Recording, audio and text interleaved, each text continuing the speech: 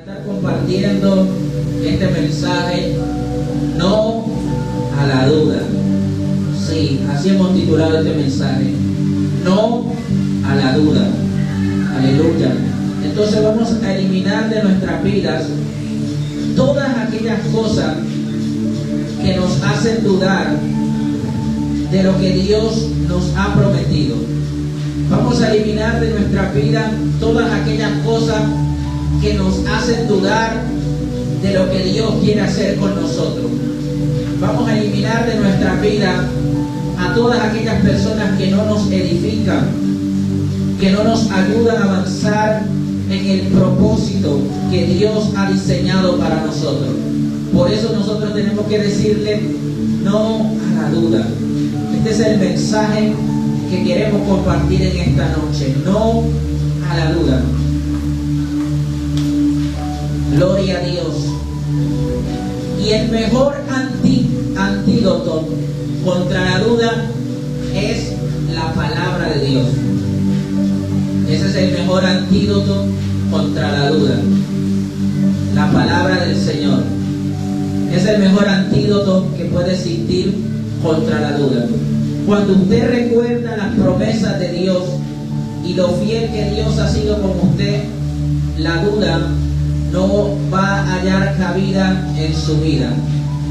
Pero si usted si no mantenemos conectados a la palabra, si no nos mantenemos conectados a lo que Dios ha dicho, si no nos mantenemos conectados a lo que Dios nos ha prometido, entonces fácilmente vamos a dudar. Es necesario que nos mantengamos conectados a la promesa, a lo que Dios nos ha dicho, a lo que Dios nos ha hablado. Para eso es necesario, miren, es necesario eliminar, hacer callar personas que nos hagan dudar del poder de Dios, que nos hagan dudar de las promesas de Dios, que nos hagan dudar de lo que Dios ha dicho de nuestra casa, de lo que Dios ha dicho de nuestra familia, de lo que Dios ha dicho de nuestro ministerio, de lo que Dios ha dicho, de lo que Él desea hacer con nosotros. Por eso yo quiero que tú le digas a alguien no a la duda. No a la duda. Disponga este tiempo para el Señor. Saque este tiempo para escuchar la palabra del Señor. Sé que Dios va a hablar a tu vida. Sé que Dios va a hablar a tu corazón. Como primero vamos a estar hablando de apagar el ruido de los incrédulos. Sí, apagar el ruido de los incrédulos. Hay personas que si nosotros las dejamos hablar y hablar y hablar y hablar, lo que van a hacer es contaminarnos de su incredulidad, contaminarnos de su duda, contaminarnos de sus miedos y contaminarnos de sus temores. Por eso es necesario que usted y yo eliminemos, saquemos, apaguemos la incredulidad de esas personas en nuestra vida, porque no vamos a poder avanzar ni conquistar lo que Dios nos ha prometido si esas personas están presentes en nuestra vida. Es necesario que para usted y yo poder conquistar lo que Dios nos ha prometido, nos mantengamos como creyendo, nos mantengamos en la fe. Porque si nosotros desmayamos de la fe, entonces no vamos a conquistar lo que Dios nos prometió. La promesa de Dios la conquistan los que creen y son obedientes a la palabra del Señor. Por eso quiero ir con usted rápidamente a Números. Quiero ir a Números capítulo 13. Vamos a estar hablando ahí. Números capítulo 13.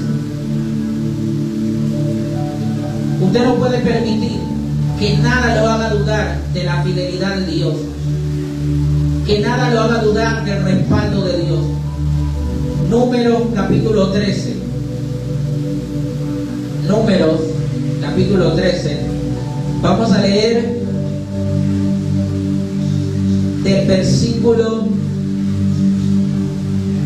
a leer la Biblia.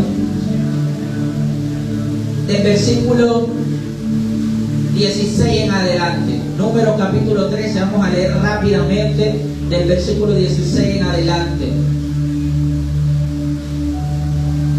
Voy a leerle del versículo 1 y de ahí voy a pasar al versículo 16.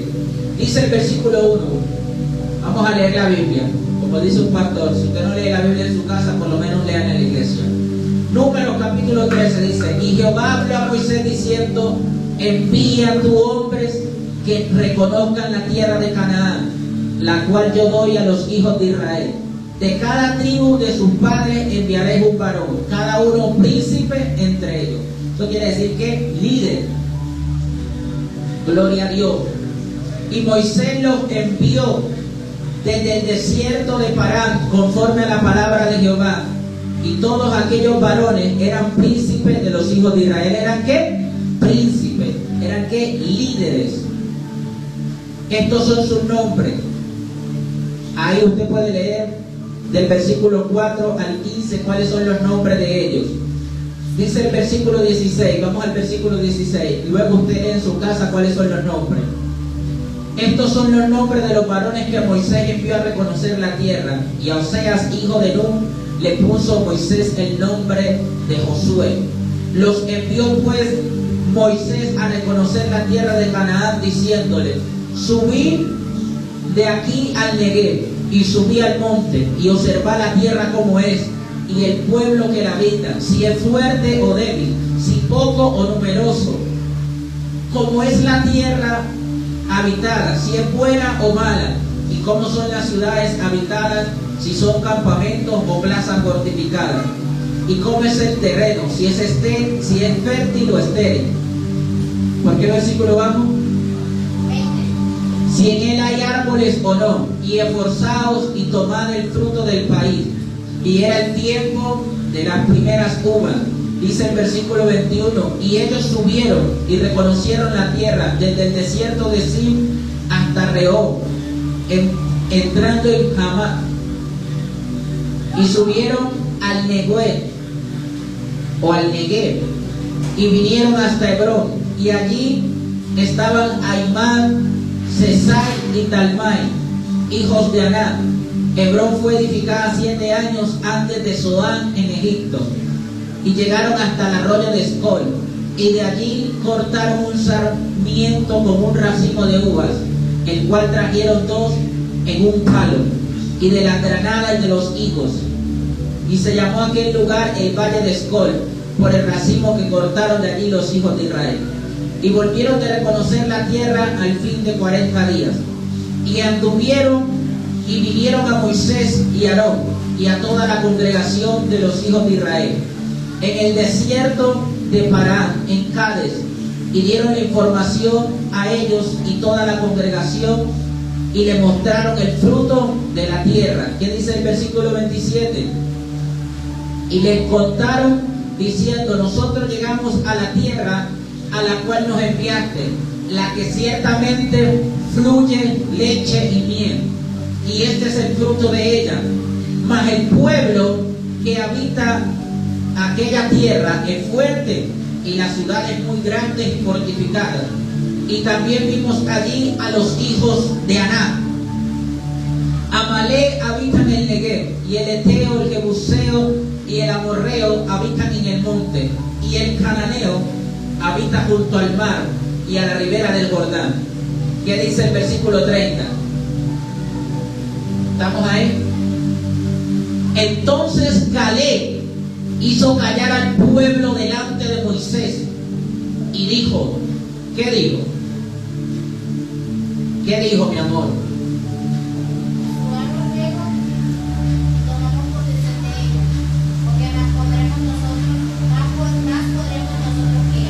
Aleluya. Versículo 30 dice: entonces Caleb hizo callar al pueblo delante de Moisés y dijo: subamos luego y tomemos posesión de ella, porque más podremos nosotros que ellos. Versículo 31 dice: mas los varones que subieron con él dijeron: no podremos subir contra aquel pueblo, porque es más fuerte que nosotros. y hablaron mal entre los hijos de Israel de la tierra que habían reconocido, diciendo: la tierra por donde pasamos para reconocerla es tierra que traga a sus moradores, y todo el pueblo que vimos en medio de ella son hombres de grande estatura. También vimos allí gigantes, hijos de Aná, raza de los gigantes, y éramos nosotros, a nuestro parecer, como langosta, y así le parecíamos a ellos. Entonces, cuando espían, le dijo Dios que mandara Moisés a reconocer la tierra. 12. Uno por cada tribu y líder de cada tribu, ¿cierto? Entonces estos hombres eran líderes, estos hombres eran principales, estos hombres eran alguien de qué, de reputación, alguien importante, a quien Dios le asignó una misión que importante. Les dijo que fueran y reconocieran la tierra, y ellos en cierta parte obedecieron, porque ellos fueron, vieron la tierra, vieron el pueblo de aquella tierra, y dice que en el momento duraron ¿cuánto? 40 días, y además de eso trajeron el fruto de la tierra. Ellos comenzaron bien el discurso. Ellos dijeron: la tierra en la que fuimos a mirar es tierra que ¿qué? Que ciertamente fluye leche y miel.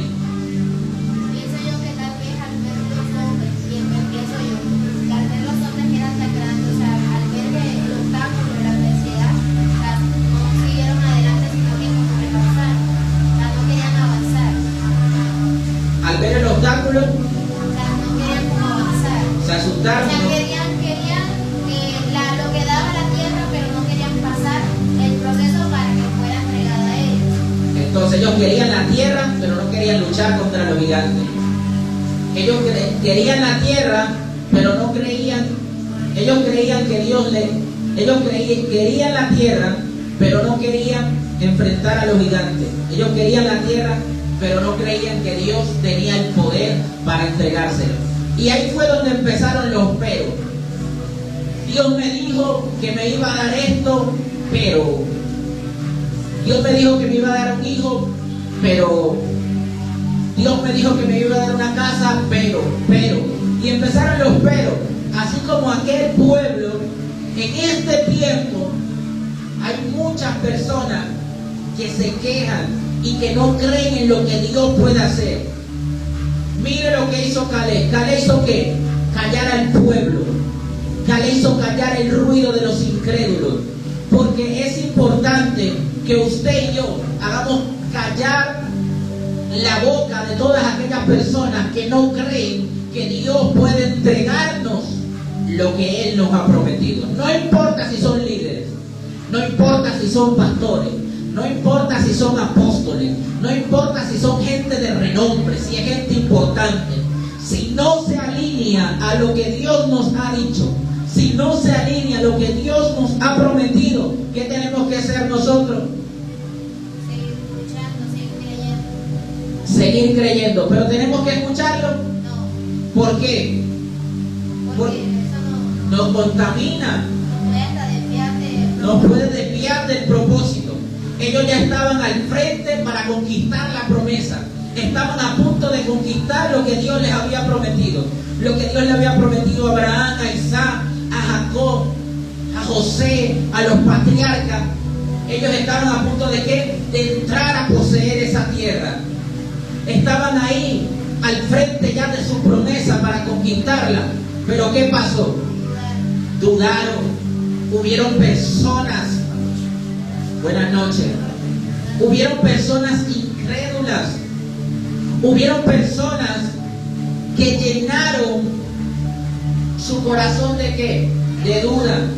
¿Por qué? Porque como decía mi esposa, se enfocaron más en el obstáculo, se enfocaron más en la dificultad, se enfocaron más en lo que tenían que enfrentar que en el Dios que le dio la promesa. Ellos se olvidaron de Dios. Ellos vieron más grandes los obstáculos que al Dios que le había dado la promesa. Pero Caleb, ¿qué hizo? ¿Apagó qué? El ruido de los incrédulos. Caleb no permitió que eso ¿qué? Afectara su corazón, afectara su fe. sino que Caleb habló según lo que él creía. Caleb habló según lo que Dios podía hacer. Y en el capítulo 14 nos encontramos que Caleb y Josué enfrentan al pueblo y le dicen al pueblo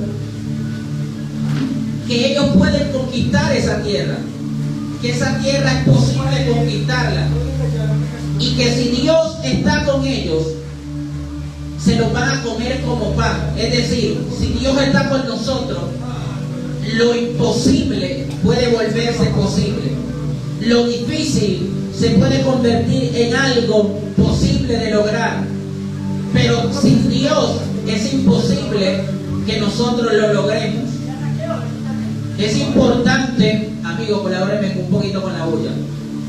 Es importante que usted y yo nos enfoquemos en qué, en lo que Dios nos dijo. Nos enfoquemos en qué, en las promesas de Dios. Nos enfoquemos en qué, en lo que Dios nos ha hablado. Porque si nos mantenemos enfocados en las promesas, si nos mantenemos enfocados en lo que Dios ha hablado, entonces nosotros qué, vamos a poder conquistar lo que Dios nos prometió. Pero ellos qué, el resto del pueblo dudó. Pero Caleb y Josué qué, O sea, de los dos, se puede decir que de los otros, de los 12, de los 12 solamente 2 creyeron. 2 creyeron y 10 dudaron. Y esos 10 que dudaron contagiaron a qué, A los otros. ¿a quién? Al resto del pueblo. Y a causa de eso se le demoró la promesa. Ellos no la pudieron conquistar, la conquistaron sus hijos. O sea, que hay cosas que Dios las ha preparado para ti, pero si tú no las crees, la conquistará tu descendencia, porque Dios es fiel a qué, a sus promesas, ¿cierto?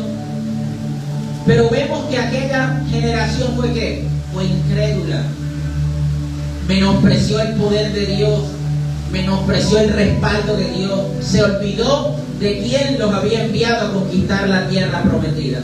Y es importante que usted y yo no nos enfoquemos en nuestra fuerza, sino en el Dios que está con nosotros. Porque Dios puede entregarnos la victoria. Porque Dios puede hacer cosas grandes contigo. Dios puede hacer cosas grandes contigo, varón. Dios puede hacer cosas grandes contigo. Pero nosotros tenemos que enfocar nuestra mirada ¿en quién? En Dios, en Cristo, no en los obstáculos. ¿Usted sabe por qué mucha gente no viene al Evangelio? Porque dicen, ¡uy! El Evangelio, eso sí es difícil. Y es verdad, el Evangelio es difícil, la salvación es imposible humanamente.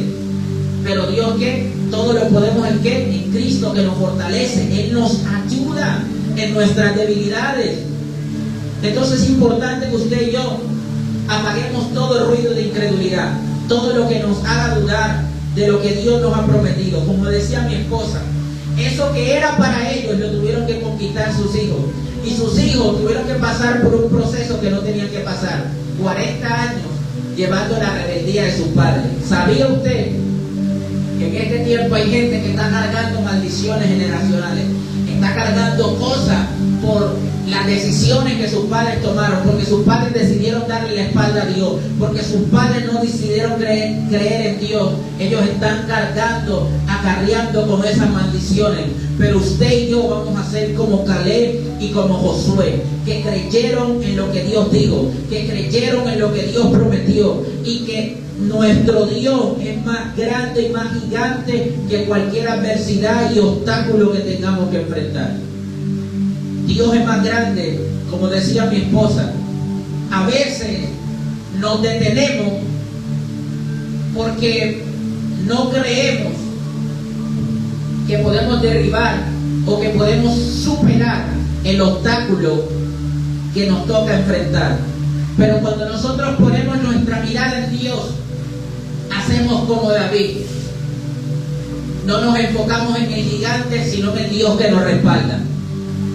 No le tememos al gigante, sino al Dios, ay Dios mío, al Dios que nos respalda. No ponemos nuestra mirada en el problema, sino en el Dios que nos respalda. Porque David, como dijo con el gigante, cuando Saúl le dijo, no, tú no vas a poder ir, porque tú eres muchacho y el hombre de guerra desde su juventud. ¿Qué le dijo David? No, tu siervo era pastor de ovejas, y cuando venía un oso, un león, y quería tomar una de las ovejas, yo me levantaba contra él, lo tomaba, ¿cierto? Si no había otra opción, lo tenían que matar. Y Dios, aleluya, que estuvo conmigo para librarme de las garras, aleluya, para librarme del oso, para librarme del león, también me va a librar del gigante, también me va a entregar al gigante. Yo no sé, el mismo Dios que ha estado contigo, aleluya, que no te ha dejado en medio de la dificultad, en medio de la adversidad, tampoco te va a dejar en los próximos retos y desafíos que tengas que enfrentar. Alguien que diga amén, alguien que diga yo voy a conquistar lo que Dios me ha prometido. ¿Sabe por qué le fue fácil contagiar la incredulidad a los demás? Pregúnteme por qué. Porque eran líderes. No importa, vea, si es pastor, si es apóstol, si es predicador, si es famoso, si es reconocido. Si no tiene fe y lo está haciendo dudar de lo que Dios le prometió, dígale, mi hermanito, cállese la boca. O vaya a dar ese consejo a otro. Porque hay gente que solamente cree ¿en qué? En lo que pueden ver. Ellos son como Tomás. Ver para creer. Pero Dios está buscando una generación que le crea para ver el cumplimiento de su promesa. ¿Y sabe qué es lo más importante? Que las cosas hay que hacerlas en el tiempo que Dios nos dice y no cuando a nosotros nos da la gana. A veces Dios nos dice vayan y nosotros queremos ir, pero cuando nosotros queremos. Mira, después dice que ellos iban a apedrear a Caleb a Josué, porque el que no cree persigue siempre al que cree. El que no tiene fe persigue al que tiene fe. El que está en la carne persigue al que está en el espíritu. La Biblia dice por allá en el versículo 39 al 45 que después que la gloria de Dios se les apareció y les dijo, ustedes no van a entrar, yo no les voy a entregar la tierra. ¿Por qué? Porque dudaron, porque ya Dios les había mostrado que señales, milagros y prodigios. Dice que lo que Dios hizo fue que no estuvo con ellos. Cuando Dios les dijo que fueran, si ellos hubieran ido, Dios les hubiera entregado ¿qué? La victoria. Dios les hubiera entregado a los gigantes en sus manos. Pero cuando fueron, cuando ellos quisieron y que Dios les dijo, yo no voy a ir con ustedes, ¿qué recibieron? Derrota. Fueron avergonzados, fueron derrotados, porque Moisés ni el arca ni la presencia de Dios se movió, porque Dios no va a respaldar a nadie que no le crea, a nadie que sea desobediente a su instrucción, a sus mandatos. Es importante que entonces que apaguemos ¿qué? Todo el ruido de incredulidad. Aleluya. Usted sabe qué hizo. Usted sabe que llegó un momento donde la hija de Jairo iba a ser sanada. Si algún momento ha escuchado ese pasaje de la Biblia, en la parte donde Jesús iba de camino a la casa de Jairo, dice que una mujer tocó el borde del manto de Jesús y esa mujer quedó sana en aquel instante. Pero en ese momento llegó alguien de la casa de Jairo. Cuando Jairo sale de su casa, su hija está con vida. Pero cuando Jairo, la mujer toca el borde del manto de Jesús y es sana, el diagnóstico en la casa de Jairo cambia. Ya la hija no está agonizando a punto de morir, sino que la hija está ¿qué? Muerta. La hija muere en medio del camino de él ir a buscar a Jesús por un milagro. Pero la palabra nos enseña que cuando esta persona va a darle la noticia y a decirle, mira, la niña ha muerto, no molestes más al maestro, dice que Jesús le dijo que no temas, cree solamente. O sea, Jesús le dijo que mantente en la fe, mantente creyendo.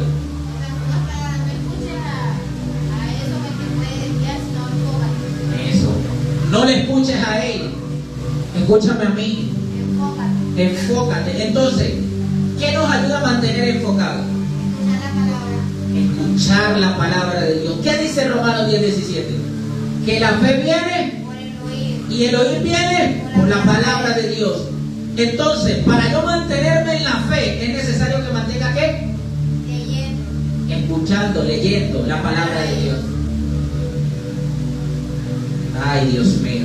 Solamente la palabra de Dios es la que nos va a fortalecer ¿en qué?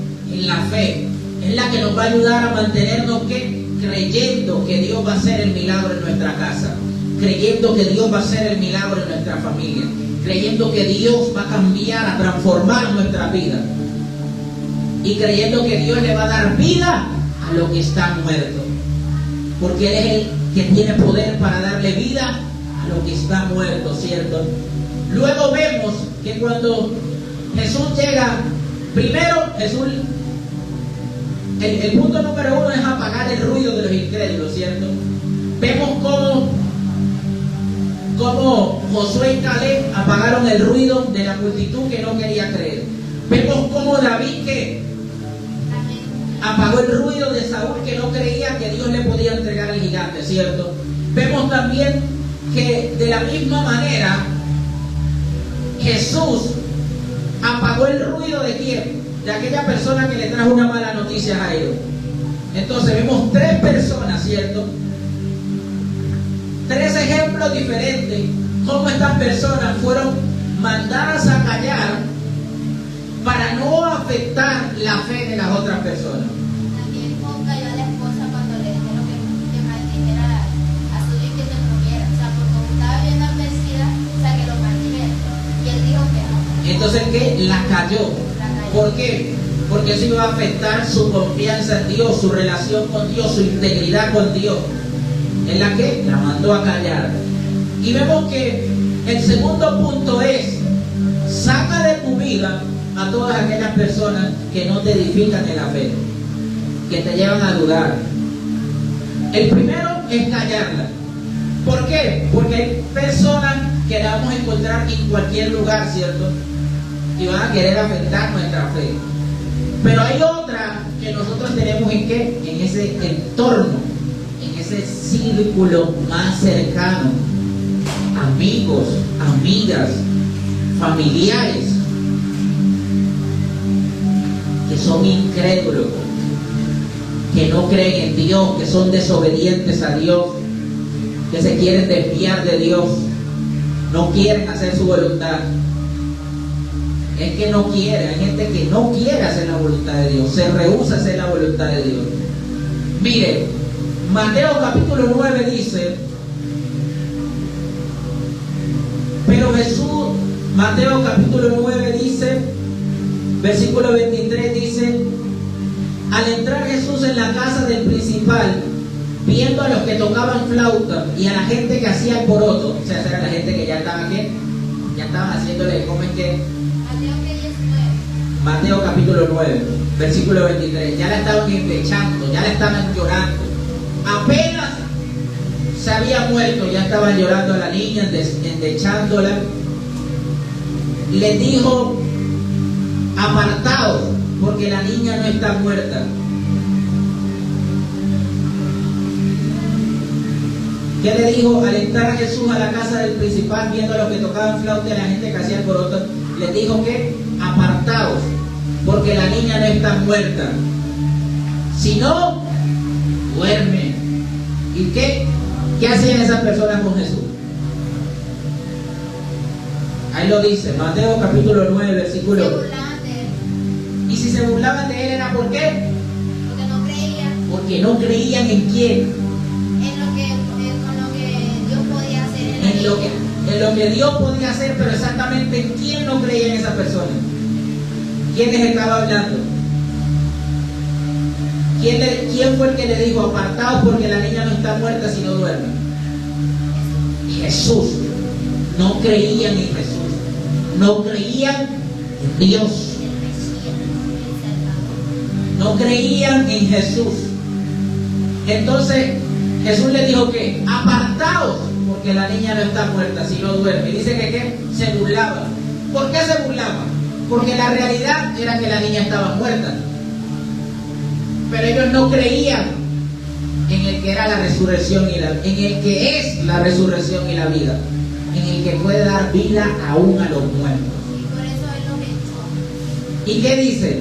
Y después los Pero cuando la gente había sido echada afuera, ya los echó. pero ¿a quién era el que le correspondía echar a la gente fuera? ¿Era Jesús? ¿Por qué? Porque Jairo era el dueño de su casa. Entonces, al que le corresponde sacar a los incrédulos de su vida, no es a Dios, es a quién? A nosotros mismos. Y cuando yo fuera fue que pasó el milagro. Entonces, mira que mi esposa está diciendo que cuando lo echó fuera, ¿qué? Fue que aconteció el milagro. Porque hay milagros que no van a suceder en nuestra vida hasta que no saquemos a aquellas personas que no creen en Dios. Hay cosas que no van a suceder con nuestra familia. Ay, Dios mío. Hay cosas que no van a suceder con nuestra familia hasta que no saquemos a esas personas que no le creen a Dios de nuestra vida. Entonces, ¿es a Dios o a ti que te corresponde sacar a los incrédulos? ¿Quiénes los tienen que sacar? ¿Tú o Dios? Yo. Tú, varón, tienes que sacar a esas personas que no creen en lo que Dios puede hacer contigo, que no creen en lo que Dios puede hacer en tu casa, que no creen en lo que Dios puede hacer en tu familia. Entonces, número 1, apagar el ruido de los incrédulos.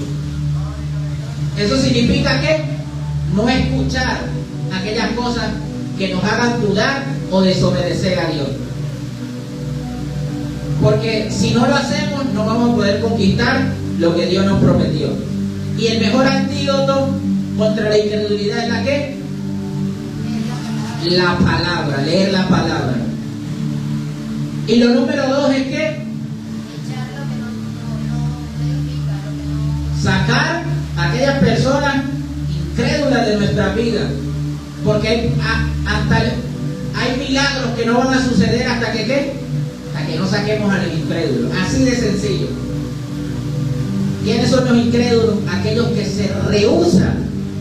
No es el que ustedes saben en la calle que no, el que se rehúsa y dice, aún conociendo la palabra, se rehúsa y dice, no creo. ¿Sí me entienden? Aunque se le haya revelado, aunque haya visto milagros, señales, determina no creer. O a veces Dios dice que encontremos con alguien o para que dejemos a alguien a un lado y no lo hacemos, sino que seguimos adelante. Hay personas que hay que cortarlas de nuestra vida, sacarlas de nuestra vida.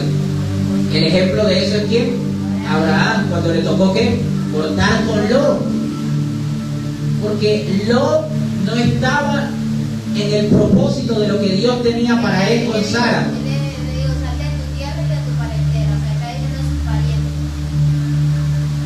Porque la promesa era ¿para quién? Para Abraham y para Sara. Incluso luego tuvo que cortar hasta con su hijo Ismael, porque no era el hijo de la promesa. Entonces es que sacar todo aquello, aleluya, que nos haga dudar de Dios. Tenemos que ¿qué? Sacarlo.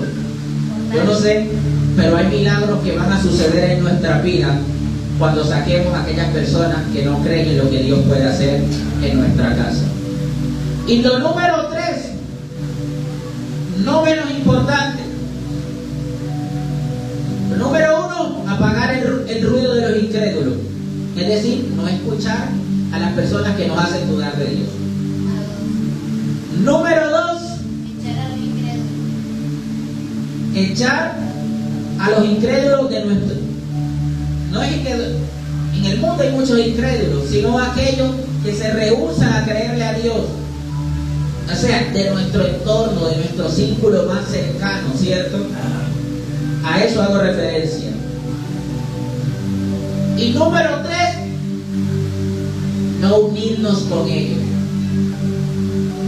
Mira que fuimos de parte en parte. Apagar el ruido, sacar de nuestro entorno y menos asociarnos con ellos. Menos asociarnos con ellos, relacionarnos con ellos, vincularnos con ellos. Exactamente en pacto de matrimonio. Y tampoco en ningún negocio. Porque mientras usted está pensando en honrar a Dios, él está pensando en honrar al diablo. Porque el que no honra a Dios honra al diablo, así de sencillo. El que no le da lo suyo a Dios se lo da el diablo. Aquí no hay un término medio en que yo soy, no. O usted está con Dios o usted está con el diablo. Así de sencillo. El que no está con Dios está con el diablo. No hay un término intermedio. ¿Ah?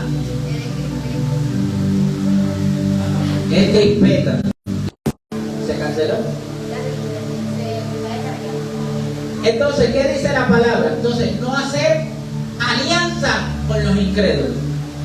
¿Usted se acuerda cuando Dios le dijo al pueblo? ¿Qué le dijo al pueblo? Que no se mezclaran con quién, con los incrédulos, que no iba a tomar, una de las leyes era esa, que no iba a tomar los hijos, su hijo no le iba a casar con una extranjera, y que tampoco a su hija la casara con un extranjero. ¿Por qué? ¿Era porque Dios no quería a los extranjeros? No, porque había leyes que protegían a los extranjeros. Era porque Dios no quería que ellos se fueran tras los ídolos. Aunque el proceso de acá, eso es bien. Pero una de esas alianzas, podríamos decir, es la de acá y Jezabel. Acá fue un apóstata.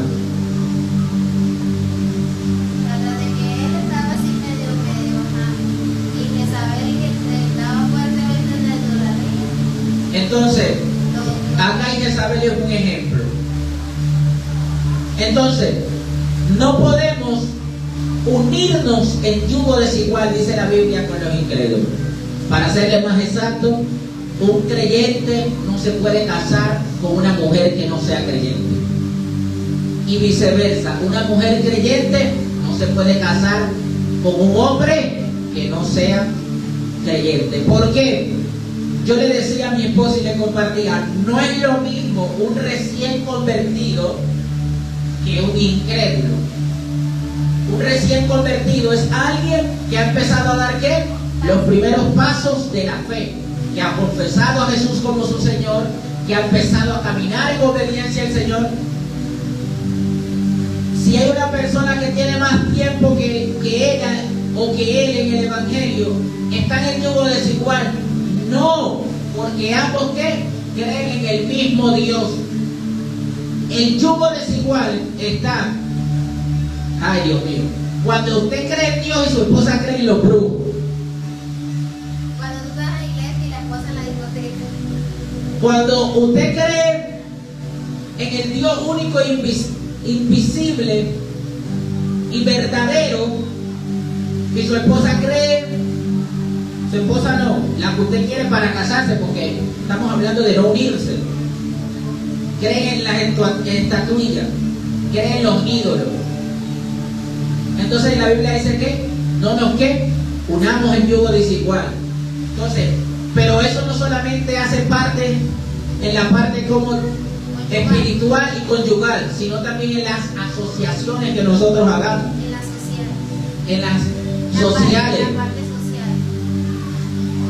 ¿Con quién estás firmando tu contrato? ¿Con quién te estás asociando? Si en el trabajo que tú vas a trabajar te impiden adorar a Dios, honrar a Dios, glorificar a Dios, te piden que eches mentira, ¿usted qué? No se asocie, no se vincule, porque eso no es de Dios. Entonces, mire lo que dice la Biblia para ir terminando. Número 1, apagar el ruido de los incrédulos, ¿cierto?